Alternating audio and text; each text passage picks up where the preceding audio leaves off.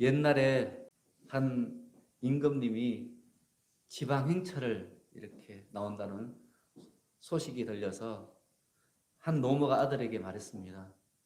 임금님 얼굴을 한번 보면 소원이 없겠다. 그렇게 이야기했습니다. 그래서 이 아들이 효심이 극심한 아들이라 이 노모를 업고 자그마치 70리길을 걸어가서 드디어 임금님이 행차하는 그 행차를 보게 됩니다. 그런데 이 노모가 평생 소원이 뭐라고요? 임금님 얼굴을 한번 보는 게 소원이니까 원래는 임금님이 지나가면 다 엎드려야 되잖아요. 그래서 이 노모는 임금님 얼굴을 많이 쳐다봤어요. 그러니까 임금님이 물었어요. 그대는 왜 고개를 들고 있느냐?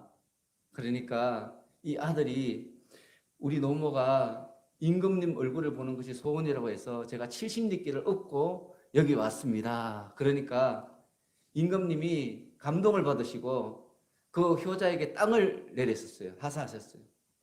그런데 그 동네에 사는 이런 불효 자식이 한 명 있었는데 그 자식도 그 소리를 듣고 잠자고 있는 자기 어머니를 덜쳐 업고 임금님 앞에 나아갔어요.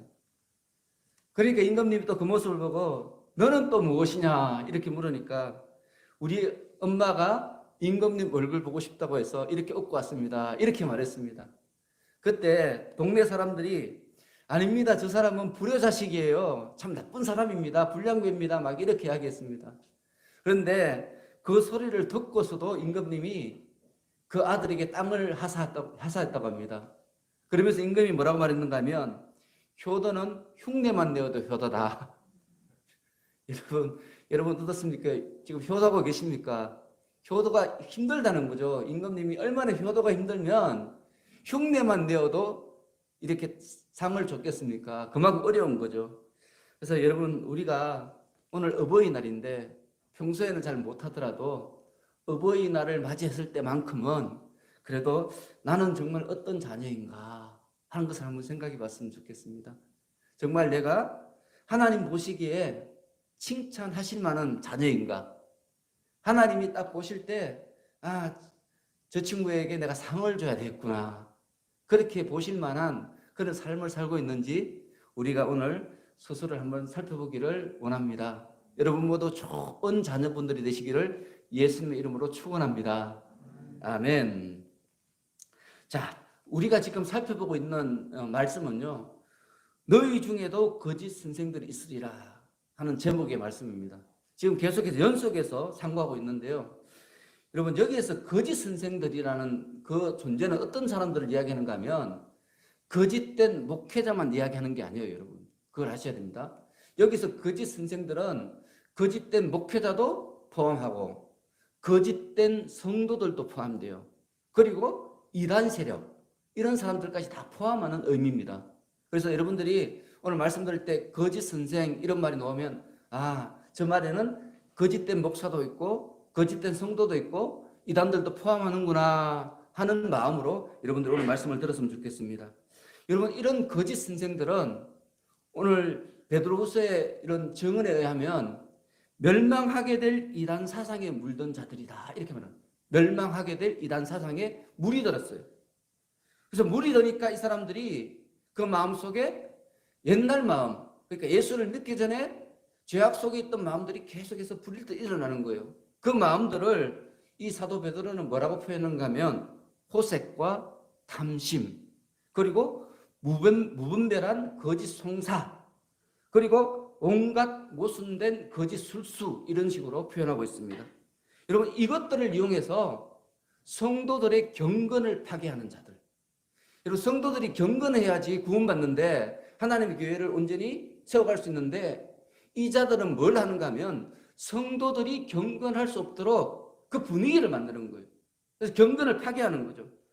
그를 통해서 의로운 주님의 종들의 약점을 막 찾아내요. 이 거짓 선생들은요 주의 종들의 약점을 막 찾아내가지고요 비방하고 고소하고 그런 짓을 하는 거예요. 그를 통해서 자기가 권력을 취하고 자기 주머니를 채우고 이런 매우 교만하고 악한 자들입니다.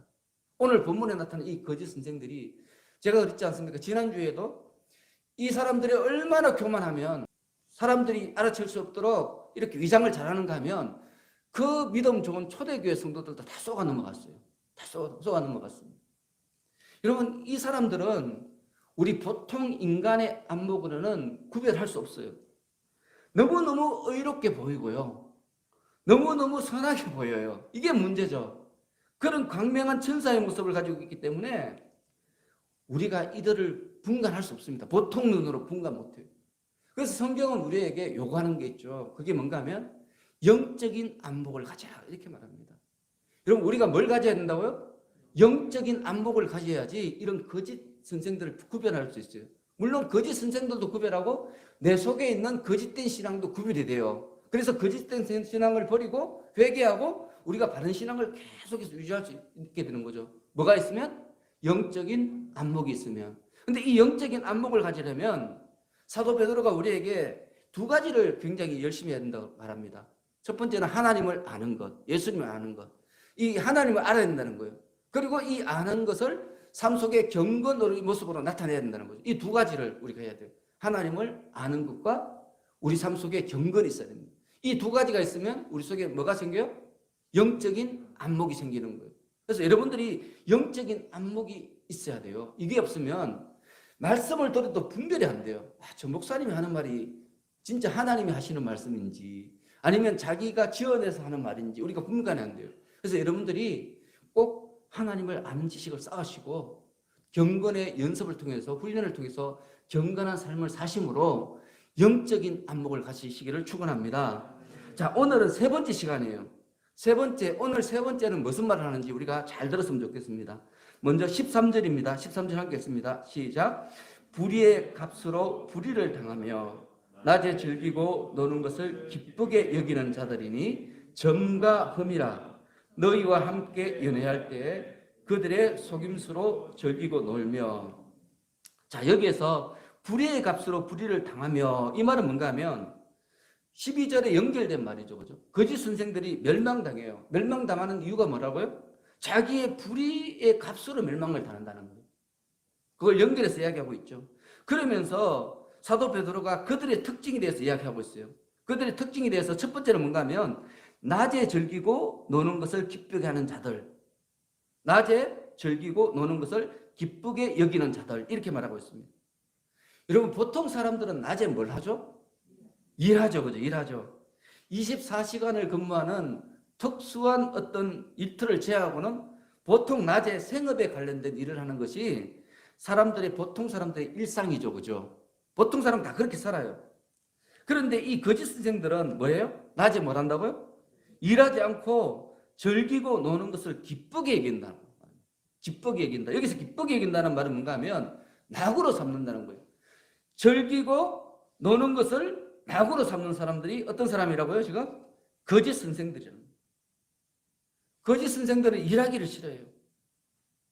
방탕하게 살고 즐기고 살고 편하게 사는 것을 낙으로 삼는 이런 사람들입니다. 여러분, 일하지 않고 방탕하게 사는 것은 죄예요. 왜냐하면 하나님께서 우리 인간에게 일을 하라고 명령하셨기 때문입니다. 일하는 것은 창조 섭리입니다. 여러분, 오죽하면 성경이 뭐라고 말하는가 하면 누구든지 일하기 싫어하거든 먹지도 말라 이렇게 말하고 있습니다. 여러분, 이 말이 성경에서 나온 거예요. 데살로니가 후서 3장 10절에 나오는 말씀이에요.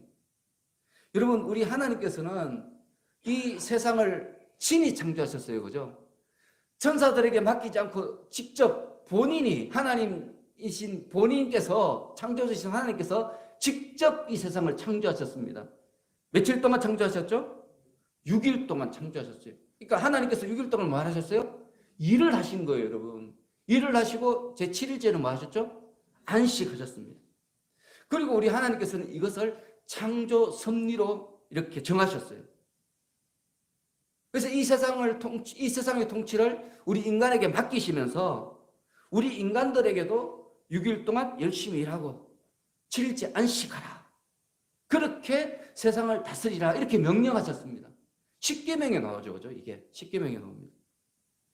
자, 그러므로 여러분, 우리 인간들이 일하는 것은 주어진 의무임과 동시에 하나님께서 일하셨으므로 우리를 같이 일하는 거죠. 하나님의 일하심에 동참하는 거예요. 축복이죠, 축복. 의무인과 동시에 축복인 겁니다. 그래서 하나님께서는 우리 인간들이 일을 하고 땀 흘릴 때 삶에 대한 만족감을 느끼게 만드셨고요. 또 안정감을 누리게 만드셨고요. 여러분, 우리가 땀 흘리고 나면 참 기분이 좋지 않습니까? 그렇죠, 그죠? 뭐 일을, 특히 내가 어떤 하고 싶은 일을 열심히 했을 때 땀이 흘리고 나중에 그것을 이루었을 때 그때 느끼는 만족감은요, 말로 다 할 수 없어요. 말로 다 할 수 없어요. 그게 우리 인간들의 원래 본성이고요. 그게 창조 원리라는 것입니다. 여러분, 그리고 이 땀 흘려 일하는 이 창조 섭리는요, 아담과 하와가 범죄한 이후에도요, 여전히 유효한 법으로 하나님께서 그냥 두셨어요. 그런데 그냥 유효한 법으로 둔 게 아니고 오히려 더 강력하게 인간들에게 의무로서 이 법을 주셨습니다. 그래서 이 노동하고 휴식하는 것은요, 하나님의 창조 섭리 속에 녹아져 있는 인간을 더욱 인간답게 살게 하는 삶의 가장 기본적인 원리로 우리들에게 주어진 거죠. 우리 인간은 일 안 하면 죽어요. 일 안 하면 행복이 없어지는 거예요. 여러분, 돈이 아무리 많아도요, 일을 하지 않으면 행복하지 않아요. 뭔가 일을 해야 돼요, 사람은. 그때 만족감을 누릴 수 있어요. 그래서 돈 많은 사람들이 일을 하지 않으니까 재벌 2세, 3세들 그렇지 않습니까? 일을 하지 않으니까 행복하지 않은 거예요. 그래서 그들이 뭐예요? 마약을 하고 술을 하고 음란에 빠지고 타락하는 거예요. 삶이 재미가 없거든요. 그냥 사는 게 먹고 마시고 이게 재미가 없어요. 그 짜릿한 것, 더 이 쾌감을 주는 것, 이런 걸 계속 찾다가 보니까 결국에는 그들이 타락하게 되는 거예요. 그래서 사람은 일을 해야 됩니다. 일. 그런데 오늘 본문에 나타난 이 거짓 선생들은 일을 안 해요. 낮에 즐기고 놀아요. 하나님의 창조 섭리를 무시하는 거죠. 그런데 더욱이 이 사람들이 일하지 않고 낮에 잔치를 벌이고 즐기는 비용은 어디서 마련하는가 하면 여러분 14절에 보시면 굳세지 못한 영혼들을 미혹하여 자신들이 즐길 비용을 갈취하는 거예요.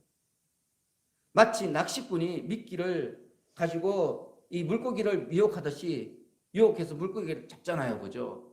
이 미끼를 가지고 작은 거 가지고 이 거짓 선생들도 굳세지 못한 영혼들을 미혹해가지고 그들에게서 자기들의 유용비를 마련하는 거예요. 자기들이 먹고 마시는 그런 돈들을 취하는 거죠. 여러분, 특히 여기서 오늘 본문에서 그들의 표적이 된 굳세지 못한 영혼들은 어떤 사람인가 하면 예수님을 믿은 지 얼마 되지 않은 초신자들이에요. 초신자. 새로운 성도가 오면 굉장히 친절하게 돼요. 그래서 자기들처럼 만드는 거예요. 자기가 진짜 성도인 것처럼 그렇게 사람들을 미혹하는 거예요.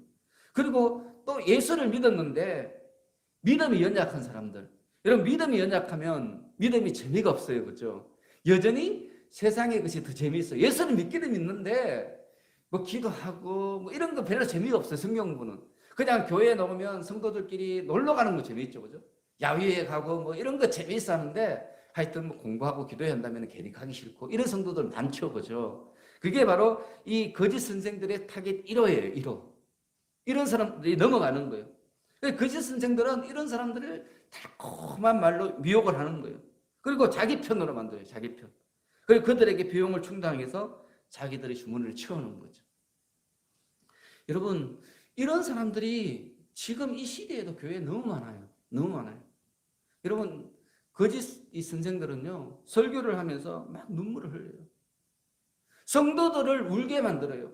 성도들을 감동시키는 거예요.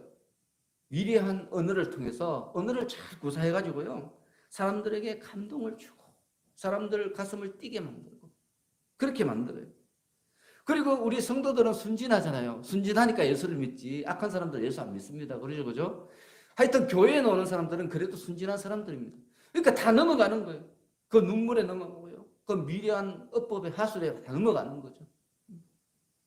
여러분, 우리가 참된 목자를 구별해야 되잖아요. 거짓 목자를 구별해야 되죠. 우리 성도들은 그걸 잘 구별해야 돼요. 우리 성도들은 우리 힘으로 살아갈 수 없어요. 우리 양들이기 때문에. 그래서 목자를 잘 선택해야 돼요. 근데 내 목자가 거짓 목자야. 그럼 나는 죽는 거예요, 그냥. 내 의지와 상관없이 내가 아무리 노력해도 죽어요, 나는. 그래서 여러분들이 목자를 잘 구별하고 선택을 해야 되는데, 근데 구별하고 선택하는 데 있어서 기준이 중요하죠. 근데 너무 많은 분들이 야, 저 목사님 설교를 잘한다. 야, 저 목사님은 우리 막 사람들을 감동시켜. 이런 것을 기준으로 삼으면 넘어가요, 여러분. 이런 것은 누가 하는가 하면 거짓 선생들이 하는 거예요. 거짓 선생들의 주무기가 뭔가 하면 달콤한 말이에요. 달콤한 말. 야, 이해한다는 말. 여러분, 이 사람들이 죄악에 빠지면 그들 이해하는 것처럼 행동해요. 그러면서 그들과 똑같이 행동해요. 그게 거짓 선생들의 특기죠. 그죠? 그런데 여러분, 우리가 이 성경을 읽어보면 우리 예수님께서 말씀하신 것, 우리 사도들이 우리에게 가르치는 교훈, 이걸 읽어보면 달콤하지 않아요. 거칠어요. 엄청 거칠어요. 오히려 우리 마음을 불편하게 만들어요. 여러분, 예수님의 설교 한번 보십시오. 우리 사도 바울의 설교, 오늘 베드로의 설교 읽어보면요, 거칠어요. 우리가 생각할 때, 야, 너무 어려운 거 아니냐? 야, 저걸 어떻게 지켜? 그런 말씀이 너무 많아요, 여러분. 일례로 말씀드리면 우리가 제일 좋아하는 말씀이 예수님의 산상보훈이죠, 그죠? 산상보훈은 우리 성도들 다 좋아해요. 그런데 그 말씀 중에서요, 우리 본성으로 절대 지키기 힘든 말씀이 얼마나 많은지 몰라요. 진짜 많아요. 근데 여러분들 다 그게 좋게 받아들여져 있잖아요, 그죠? 가만히 생각해 보세요. 산상보훈 하면 너무너무 좋은 말씀이라고 생각하는데, 여러분 마태복음 5장에서 7장까지 여러분들이 도저히 지킬 수 없는 말들을 뽑아보십시오. 얼마나 많은지 몰라요. 얼마나 많은지 몰라요. 근데 우리는 그 말씀 하나도 귀에 안 들어와요. 구하라 그래야 하면 주실 것이요. 이런 말만 들어오는 거죠. 우리에게 복 주시는 말씀, 그 말씀이 잘 우리 내리에 꽂히고요. 원수를 사랑하라, 희생하라, 섬기라. 너희가 이 땅에서 의인으로 살면 핍박받을 것이다. 이런 말은 그냥 스쳐 지나가요. 아무 나하고 상관이 없어요. 우리가 그렇게 지금 거짓 교사들의 말에 미혹당해서 그렇게 단련되어 있는 거예요, 여러분. 그리고 또 너무 많은 이 거짓 선생들은 달콤한 말뿐만 아니라 또 말세를 이야기해요. 심판을 이렇게 막 운운하면서 성도들을 협박해요.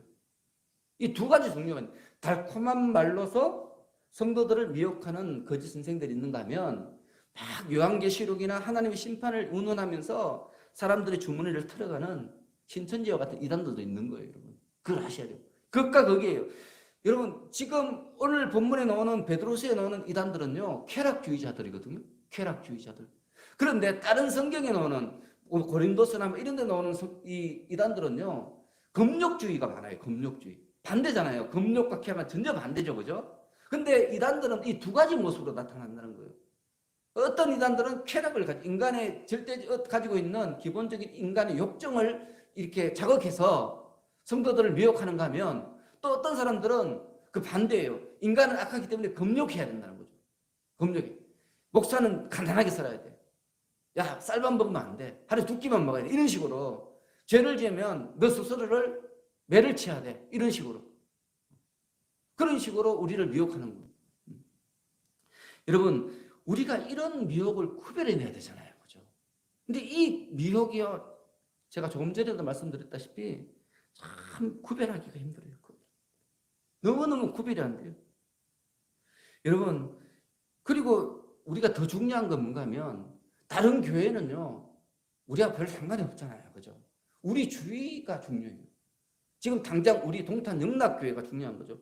우리 동탄 영락교회에 속한 지도자가 진짜 하나님을 경외하는지 여러분들이 늘 살펴봐야 됩니다. 살펴봐야 됩니다. 여러분, 여기서 지도자는요, 목사만 지도자가 아니에요. 우리 장로님들, 권사님들, 집사님들 다 지도자 아닙니까? 그렇죠, 그죠? 다 지도자예요. 똑같은 지도자들입니다. 그리고 교회학교 교사들, 우리 청년들도 원래 교회학교가 지금 하지 않지만 교회학교 교사죠, 그죠? 여러분들도 아이들에게는 지도자잖아요, 그죠? 다 지도자예요.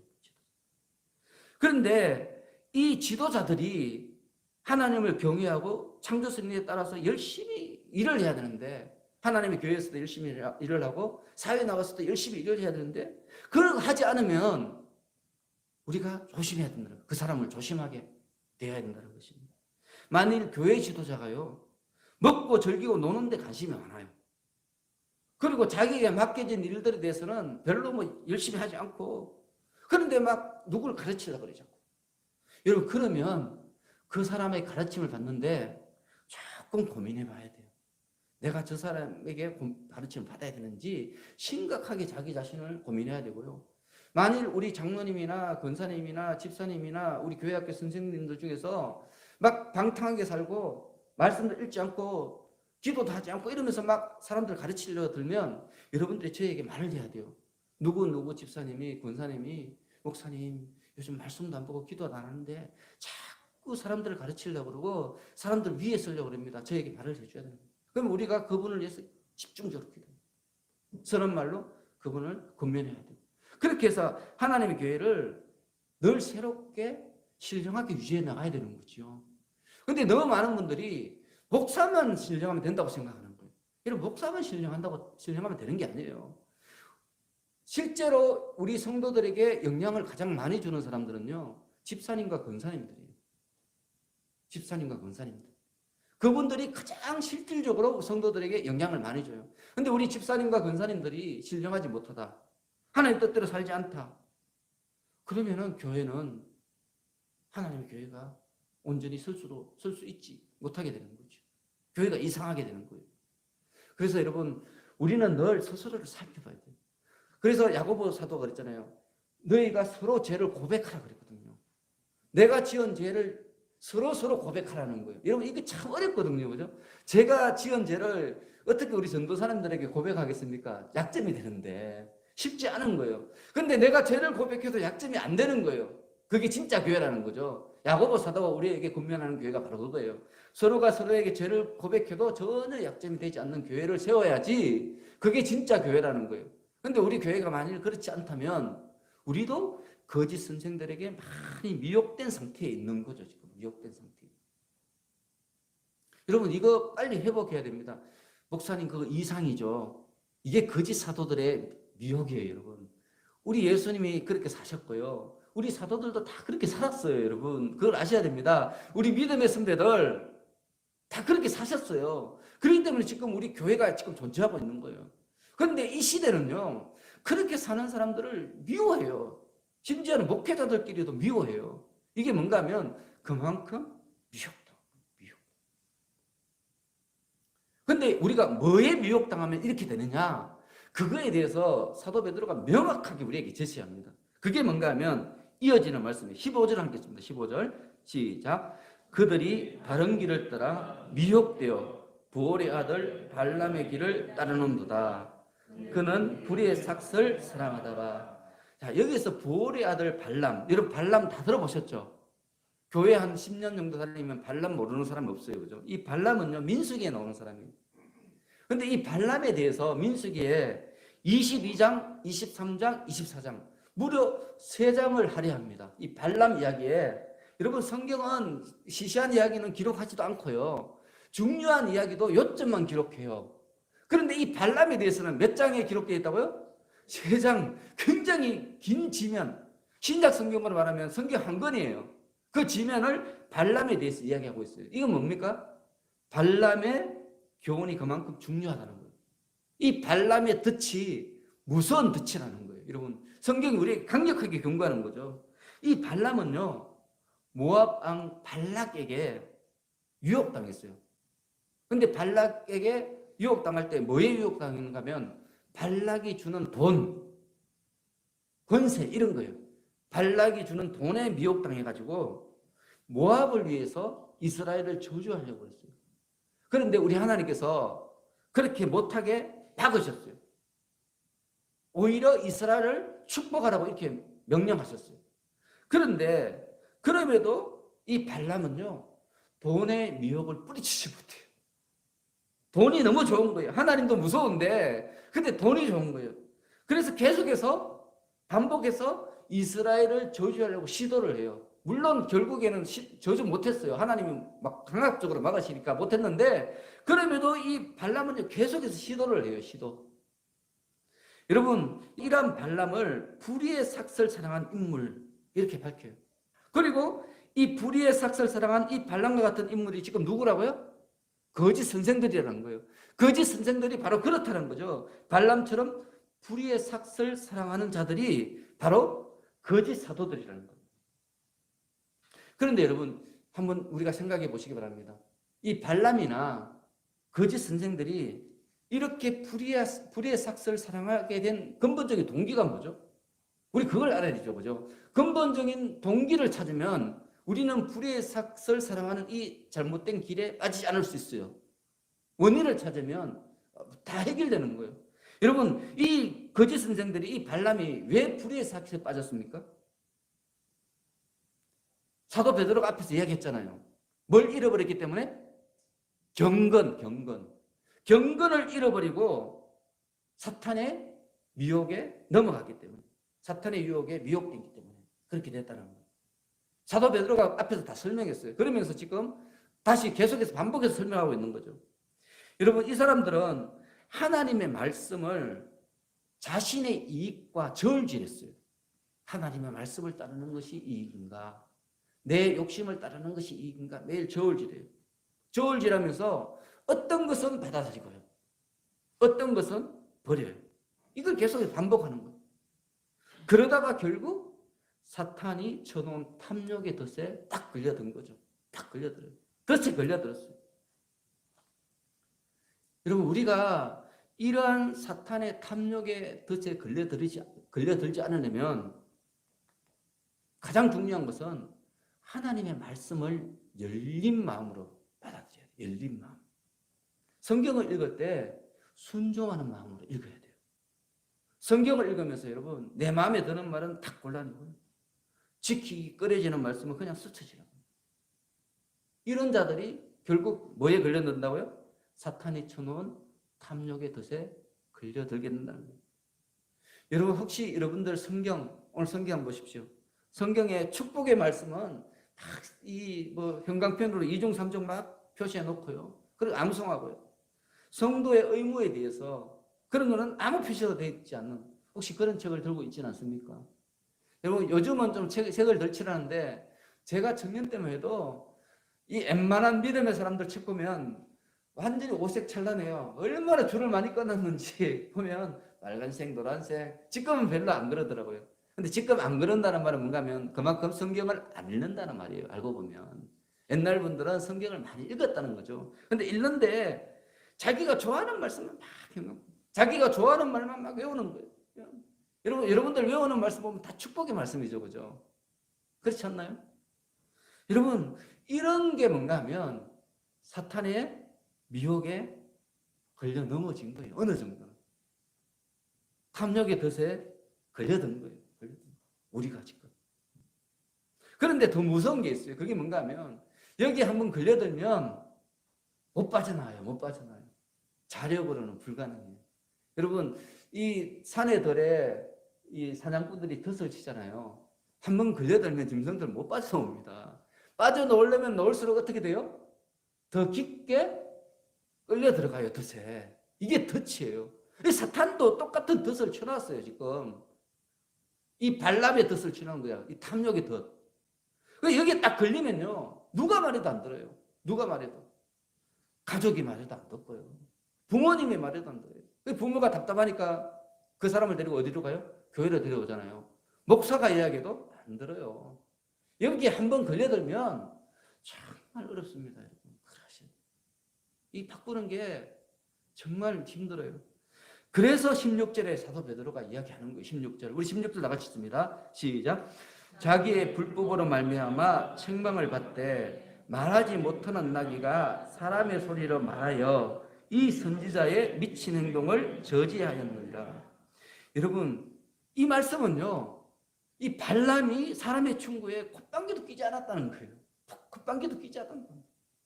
오죽하면 오늘 사도 베드로가 이 발람에 대해서 미친 행동을 했다고 격한 표현을 하고 있어요. 여러분, 이런 표현 잘 안 쓰거든요. 근데 미친 행동을 했대요. 여러분, 참 생각해 보시기 바랍니다. 이 성경을 읽을 때 우리가 생각을 좀 하면서 읽어야죠. 그죠? 자, 만일 발람이 사람의 충고를 듣는 그런 사람이었다면 우리 하나님께서 발람에게 누구를 보내실까요? 선지자를 보내셨겠죠. 그죠? 그렇지 않나요? 우리 하나님이 이성적인 분이신데 사랑이 풍성하신 하나님인데 어떻게 해서든지 선지자를 보내서 사람을 보내가지고 발람을 설득했을 거예요. 우리 하나님께서. 그런데 이 발람이 결코 들을 사람이 아니니까 우리 하나님께서 오죽하면 말 못하는 나귀가 말을 하게 만들어서 그에게 경고하신 거예요. 기적을 일으킨 거예요. 말을 안 들으니까 기적을 보여주신 거예요. 기적을. 그런데 여러분, 발람이 그 기적을 체험하고 자기가 하는 악한 행동을 거쳤습니까? 안 거쳤어요. 안 거쳤어요. 여러분, 이것은 뭘 말하는 겁니까? 사탄의 미혹, 탐욕의 덫에 한번 걸리면 빠져노는 게 쉽다, 어렵다? 어렵다. 여러분, 여기 한번 빠져들면요, 목사가 아무리 회개하라 그래도 그게 안 들려요. 안 들려요. 자기나 회개해야지. 자꾸 마음속에 그런 생각이 듭니다.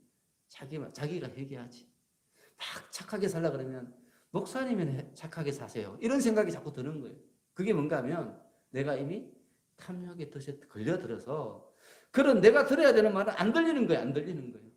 듣지 말아야 되는 말, 들어봤자 소용도 없는 축복된 말, 은혜의 말, 이것만 쏙쏙쏙 들어오는 거죠. 여러분, 우리 자신을 한번 살펴봤으면 좋겠습니다. 여러분들은 어떻습니까? 요즘 어떠세요? 하나님께 자꾸 복을 받고 싶은 그런 마음이 없습니까? 왜 하나님은 나에게 더 큰 복을 안 주시지? 이런 마음이 혹시 드십니까? 야, 그러면 좀 위험해요. 여러분. 경계수입니다.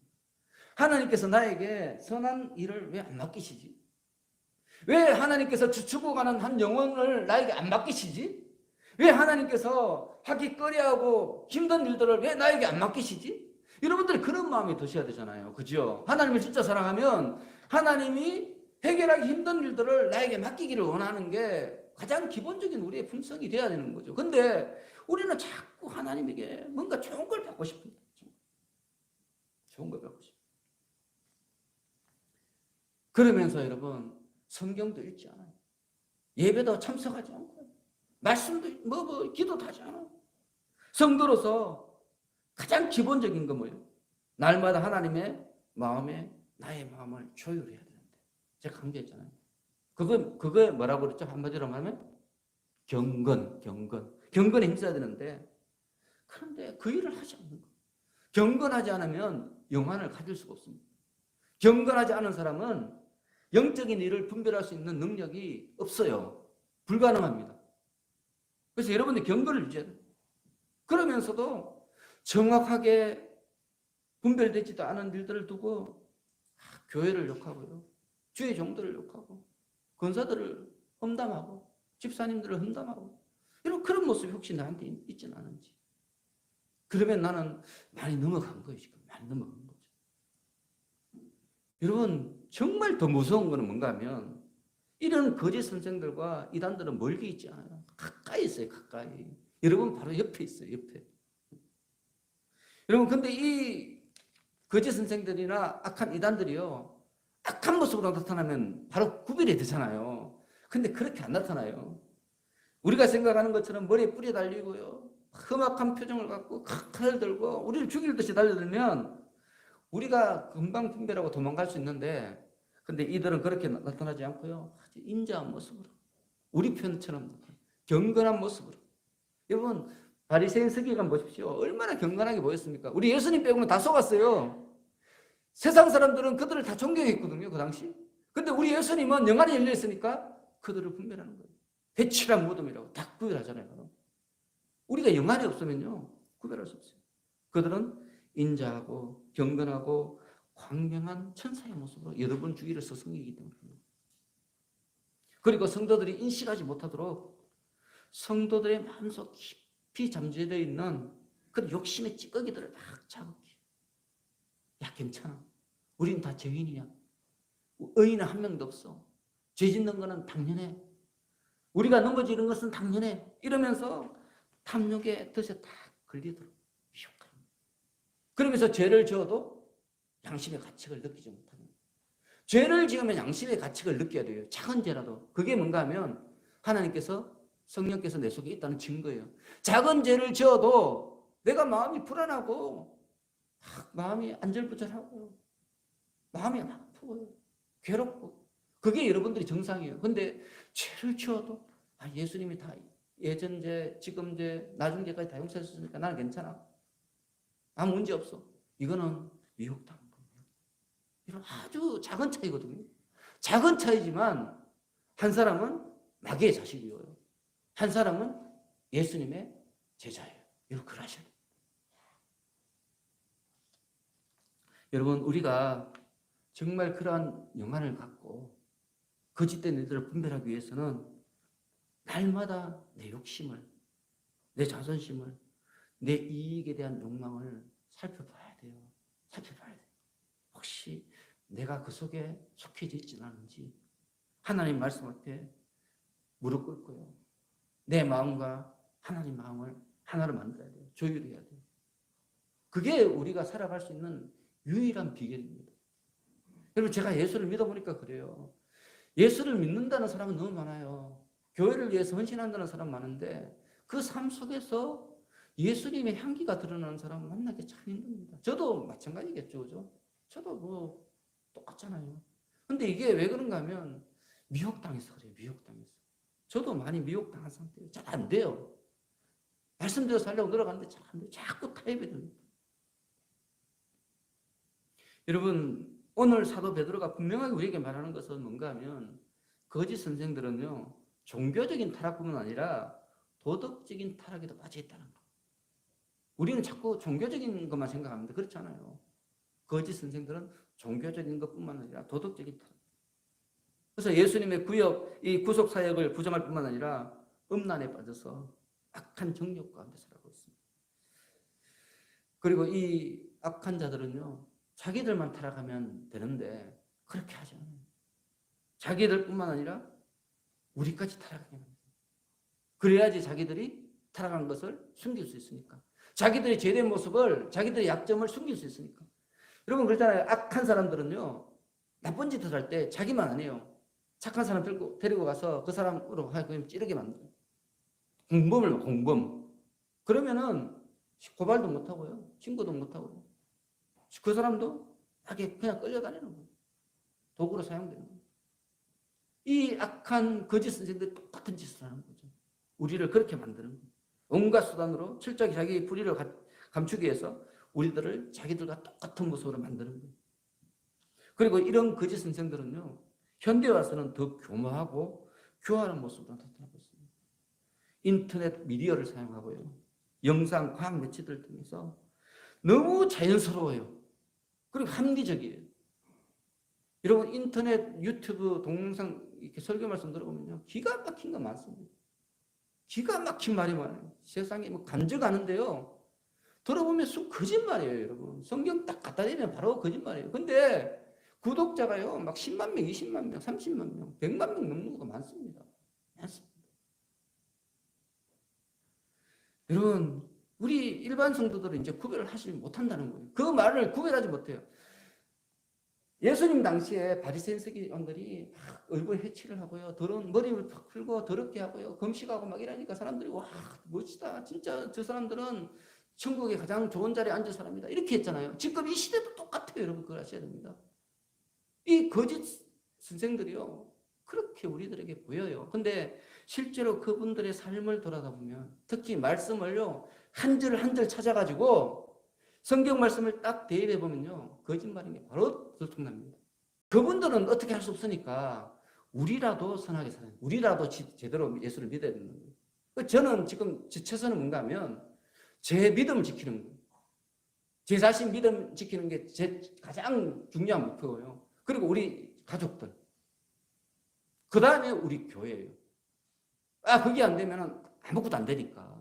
그래서 여러분들도 다 사랑하잖아요. 가족들도 사랑하고 이웃도 다 사랑하잖아요. 근데 가장 먼저 여러분 자신을 사랑하셔야 돼요.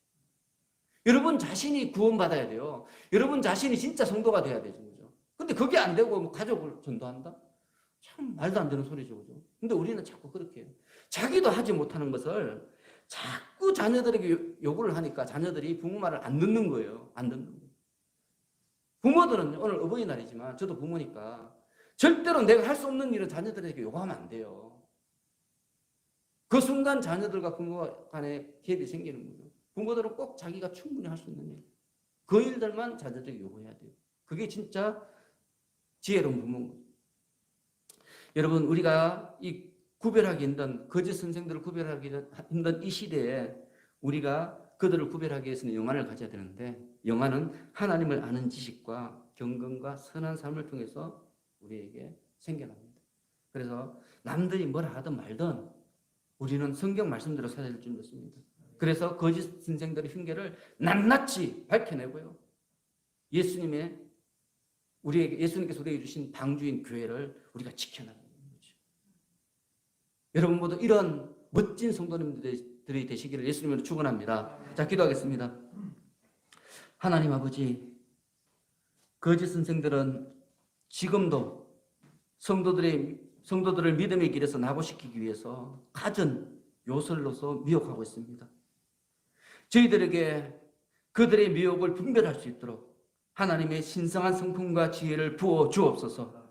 특히 이 시대에 팽배하고 있는 온갖 육체적인 미혹들과 일하지 않고 일확천금을 수여하려는 탐심들의 정체를 분명하게 밝히고 그 대안을 제시하는 이 땅의 교회들이 될 수 있도록 성령의 권능을 충만하게 부어 주옵소서.